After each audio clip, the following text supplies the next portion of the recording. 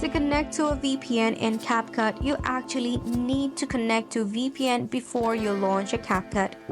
As the VPN connection is not built in the CapCut, you can try to connect your VPN before you launch a CapCut.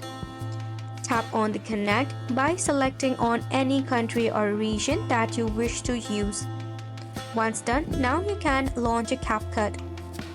Then you can just start creating project or select on the template based on the region that you are currently masking on. Now here is the thing. Sometimes once you are connected to a VPN, your CapCut does not work, as this might hinder some of the functionality of CapCut. In that case, the best thing that you can do is you can actually disconnect your VPN and start using your CapCut just as it. This is one of the solution if you are facing some of the lag issue or processing issue on your CapCut. Hopefully this video was helpful to you. Thank you so much for tuning in.